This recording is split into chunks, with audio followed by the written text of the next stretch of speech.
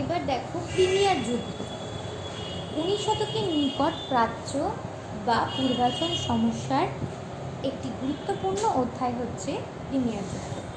October 1853, ফেব্রুয়ারি 1856 পর্যন্ত চলেছিল যুদ্ধ।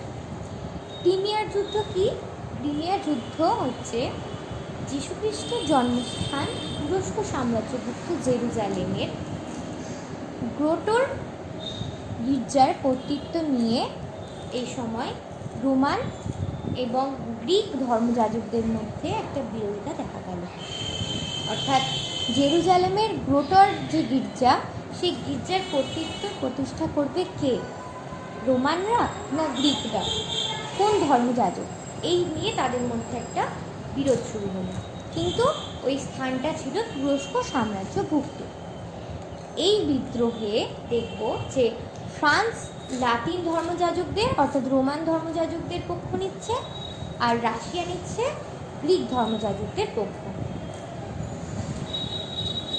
জার নিকোলাস তার রাষ্ট্রদূত মেনসিভকের মাধ্যমে তুর্কি সুলতানদের কাছে দুটি দাবি পেশ করেন।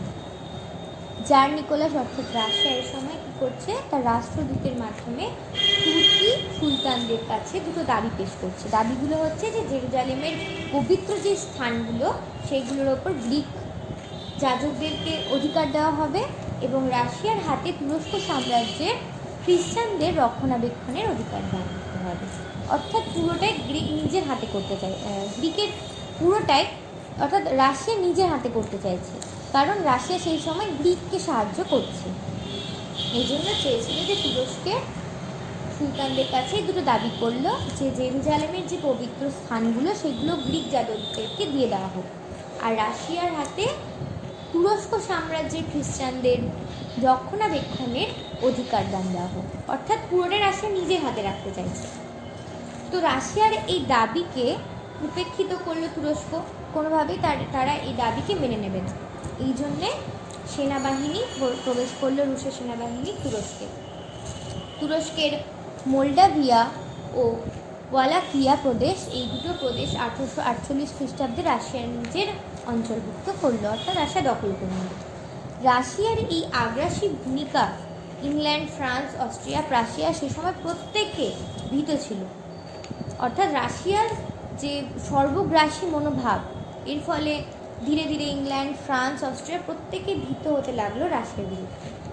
ভীত হওয়ার সাথে সাথে, শঙ্কিত হওয়ার সাথে সাথে তারা মিলিতভাবে রাশিয়া ও তুরস্কের কাছে ভিয়েনা নোট নামে একটা প্রস্তাব পাঠাচ্ছে। এই প্রস্তাবে রাশিয়ার কাছে মোল্ডাভিয়া ও ওয়ালাকিয়া থেকে সেনা প্রত্যাহারের দাবি জানানো হচ্ছে। রাশিয়া কি করছে? এই ভিয়েনা নোটের প্রস্তাবটাকে অগ্রাহ্য করল। এতে আরও ক্ষুব্ধ হয়ে গেল ইংল্যান্ড এবং ফ্রান্স, এবং রাশিয়ার বিরুদ্ধে যুদ্ধ ঘোষণা করল। এর সাথে সাথেই শুরু হচ্ছে ক্রিমিয়ার যুদ্ধ। অর্থাৎ ক্রিমিয়ার যুদ্ধটা শুরু হচ্ছে ধর্মযুদ্ধ, একটা ধর্মকে নিয়ে। অর্থাৎ তুর্কি সাম্রাজ্যের অন্তর্ভুক্ত জেরুজালেমের গ্রোটোর গির্জা কে কর্তৃত্ব প্রতিষ্ঠা করবে, রোমান না গ্রিক ধর্মযাজক, এই নিয়ে একটা বিদ্রোহ হলো। এই বিদ্রোহের মধ্যে আমরা দেখলাম ফ্রান্স সাহায্য করছে লাতিন ধর্মযাজকদের অর্থাৎ রোমানদের, আর রাশিয়া সাহায্য করছে গ্রিক ধর্মযাজকদের। ঠিক আছে? তো এই গ্রিক ধর্মযাজকদের সাহায্য করার জন্য জার নিকোলাস অর্থাৎ রাশিয়া সে সময় রাষ্ট্রদূত পাঠালো তুর্কি সুলতানদের কাছে, আর দাবি জানালো যে জেরুজালেমের পবিত্র স্থানগুলি গ্রিক যাজকদের দেওয়া হোক, আর তুরস্ক সাম্রাজ্যের খ্রিস্টানদের রক্ষণাবেক্ষণের অধিকার রাশিয়াকে দেওয়া হোক। অর্থাৎ একদিক থেকে রাশিয়া তুরস্ক দখল করবে, তুরস্কটা তার অধীনে করবে। তুরস্কের খ্রিস্টানদের রক্ষণাবেক্ষণের দায়িত্ব মানে রাশিয়া তাদের দায়িত্ব নিতে চাইছে, অর্থাৎ রাশিয়া তুরস্ক মানে তার অন্তর্ভুক্ত করতে চাইছে। তুরস্ক এটা সহ্য করলো না, এই কথাটা তুরস্ক রাখলো না। এর ফলে কী করলো? রাশিয়া তুরস্কতে প্রবেশ করলো এবং মোল্ডাভিয়া ও ওয়ালাকিয়া প্রবেশ, এই দুটো নামে 1848 খ্রিস্টাব্দে রাশিয়া দখল করছে। এর ফলে ইংল্যান্ড, ফ্রান্স, অস্ট্রিয়া, প্রাশিয়া প্রত্যেকেই ভীত হচ্ছে এবং মিলিতভাবে তারা তুরস্কের কাছে, রাশিয়া এবং তুরস্ক উভয়ের কাছেই ভিয়েনা নোট পাঠাচ্ছে। কিন্তু এখানে এই ভিয়েনা নোটে বলা হচ্ছে যে মোলডাভিয়া ও ওয়ালাকিয়া এই দুটো স্থান থেকে রাশিয়া সেনাকে প্রত্যাহার করার দাবি জানাচ্ছে। রাশিয়া সেই নোটে অগ্রাহ্য করছে। এর ফলেই ক্ষুব্ধ হয়ে ইংল্যান্ড এবং ফ্রান্স রাশিয়ার বিরুদ্ধে যুদ্ধ ঘোষণা করছে। এইটাই হচ্ছে ক্রিমিয়ার যুদ্ধ। তুরস্ককে সাহায্য করতে এগিয়ে আসে এই সময় ফ্রান্স, ইংল্যান্ড, সার্বিয়া, পিডমন্ট প্রত্যেককেই। এই যুদ্ধে রাশিয়া পরাজিত হচ্ছে আর 1856 খ্রিস্টাব্দে প্যারিসের চুক্তিতে এই যুদ্ধের অবসান ঘটছে। তো ক্রিমিয়ার যুদ্ধের সাল কোন সন্ধির দ্বারা এই যুদ্ধের অবসান ঘটছে এগুলো মনে রাখতে হবে। ক্রিমিয়ার যুদ্ধের ফলাফল, ক্রিমিয়ার যুদ্ধের ফলে কী হচ্ছে যে সাময়িকভাবে রুশের যে আগ্রাসন নীতি, তার যে আগ্রাসনের পরিকল্পনা সেটা ব্যাহত হচ্ছে। মলডাভিয়া ও ওয়ালাকিয়া প্রদেশ এই দুটিতে স্বায়ত্তশাসন প্রতিষ্ঠিত হচ্ছে।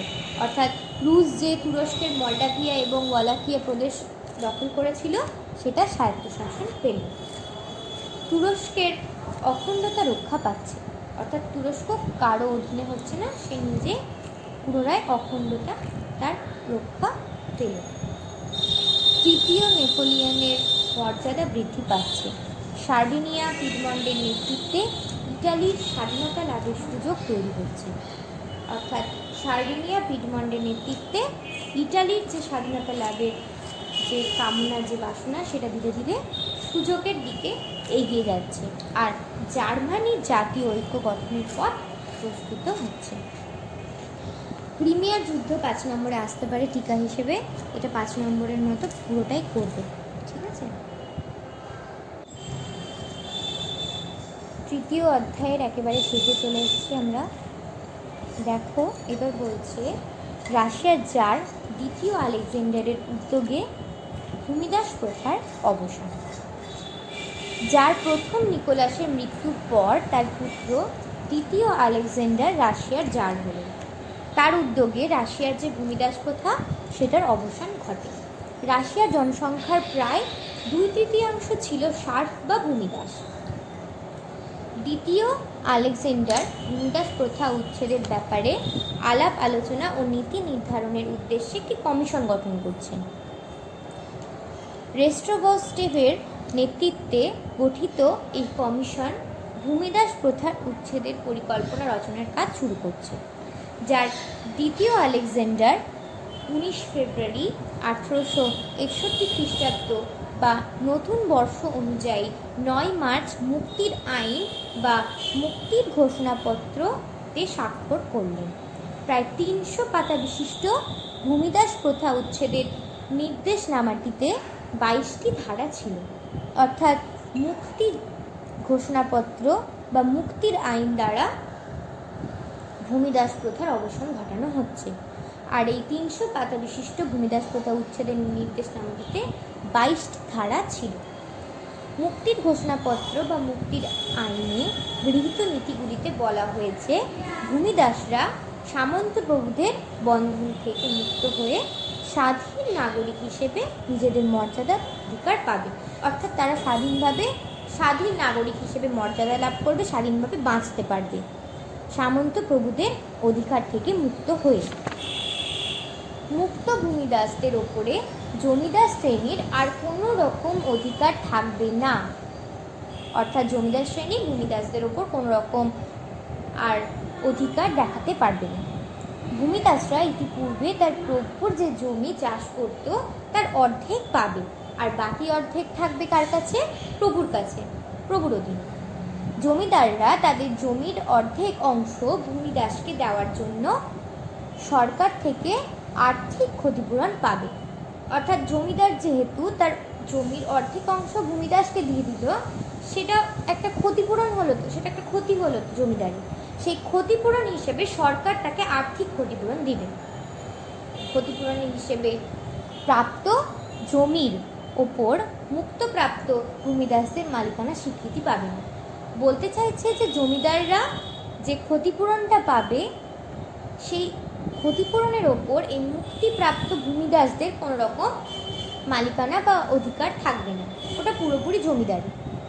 সামন্ত প্রভু ও মুক্ত ভূমিদাসদের মধ্যে জমি বন্টন ও জমিদারদের প্রাপ্য ক্ষতিপূরণের পরিমাণ নির্ধারণ করবে ল্যান্ড ম্যাজিস্ট্রেট নামে সরকারি কর্মচারী।